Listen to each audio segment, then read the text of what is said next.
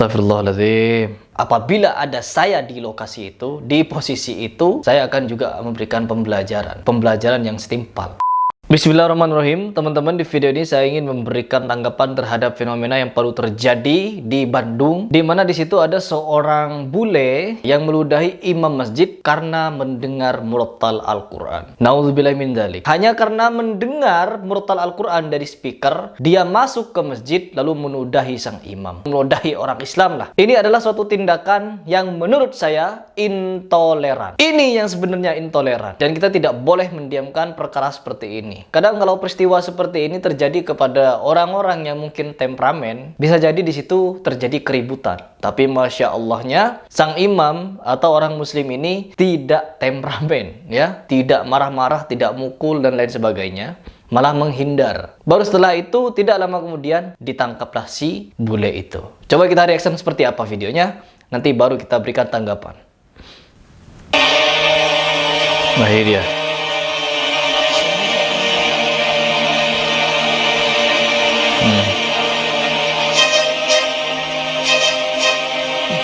Bule yang diludahi masjid tersebut merasa terganggu katanya. Ya.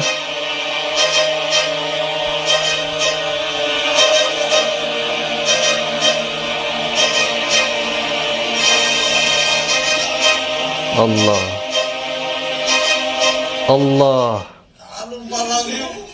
Astagfirullahaladzim.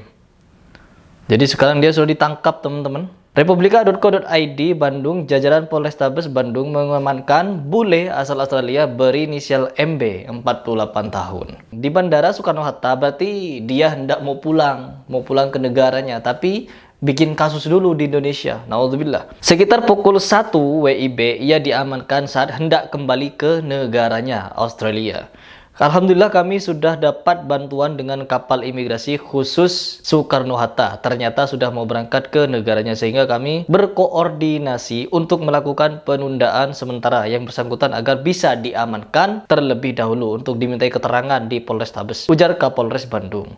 Dia mengatakan sekitar pukul 1 tim menjemput MB di Bandara Soekarno-Hatta dan saat ini sudah berada di Polrestabes Bandung untuk dimintai keterangan. Hasilnya lihat dulu seperti apa dari pemeriksaan, katanya. Jadi teman-teman, di sini terlihat jelas bahwa orang bule ini dengan sengaja masuk ke dalam masjid dan meludahi si imam. Perkaranya hanya dia benci kepada bacaan Al-Quran. Allahu Akbar. Jadi teman-teman, kita memang akan dihadapi dari beberapa keadaan yang akan mungkin menguji mental kita. Ini tidak jauh berbeda dengan tindakan orang-orang kafir terdahulu, di mana Rasulullah SAW juga sering diludahi. Ya, sering diludahi, dilempari kotoran, dilempar batu sampai berdarah-darah, tetapi Rasulullah tidak membalasnya dengan kekerasan. Ini sangat luar biasa. Imam masjid ini tidak terpancing emosinya untuk melakukan tindakan kekerasan meskipun diludahi.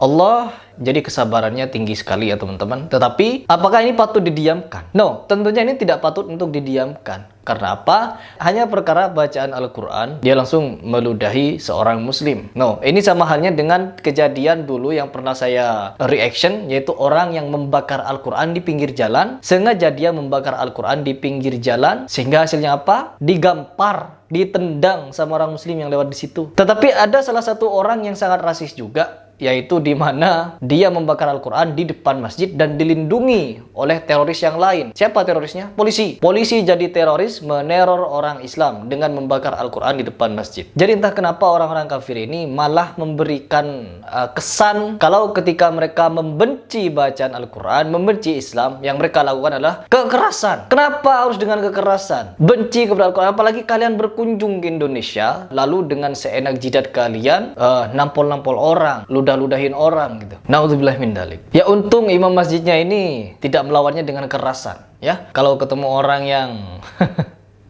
gak usah ke imam masjid. Kalau saya di posisi itu udah gak tahu saya.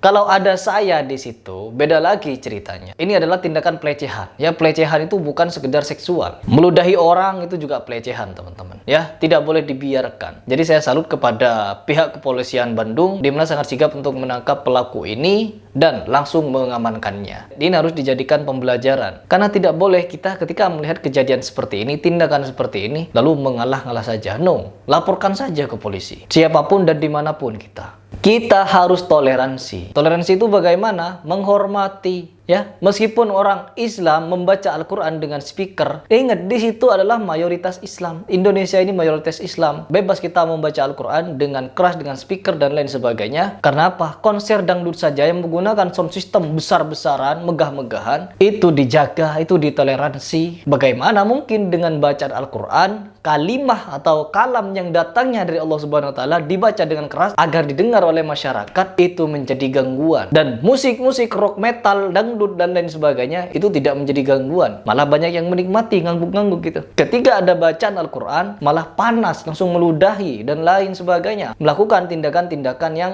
naudzubillah. Jadi ini adalah tanggapan saya. Apabila ada saya di lokasi itu, di posisi itu, saya akan juga memberikan pembelajaran yang setimpal. Kenapa? Ini negara mayoritas muslim dan dia berkunjung ke Indonesia dan hanya untuk melakukan tindakan-tindakan asusila, tindakan pelecehan dan penghinaan, meludahi imam. Naudzubillah min dzalik. Oke teman-teman, mungkin itu saja tanggapan saya di video ini. Jadi mari kita sama-sama membangun toleransi. Apa itu toleransi? Yaitu saling menghargai dan menghormati. Apabila ada bacaan murattal Al-Quran, kalau kita benci dengan murattal Al-Quran, jangan mengganggunya, tapi pergilah dari situ. Kenapa? Murattal Al-Quran, Al-Quran ini datangnya dari Allah, bukan dari manusia. Jadi wajar kalau ada orang muslim mengagungkannya dan membacanya dengan keras agar didengar semua muslim. Karena memang ini adalah negara mayoritas muslim. Ibarat kita tidak mau dekat-dekat gereja, ya jangan tinggal di sekitaran gereja. Seperti kita tidak mau tinggal di dekat-dekat kuil, di dekat-dekat ya patung-patung, ya kita jangan tinggal di Bali. Begitu. Ini adalah toleransi. Kalau kita bisa toleransi, maka tidak apa-apa tinggal di situ. Apalagi orang berkunjung ke Indonesia, kalau dia tidak bisa bertoleransi, tidak bisa menghargai adat, tradisi, dan budaya Indonesia, maka jangan datang ke Indonesia. Itu dari saya. Saya Riplas, apabila di video ini ada yang salah, itu murni dari kesalahan dan kekhilafan saya. Tapi bila ada yang benar, itu dari Allah Subhanahu wa taala.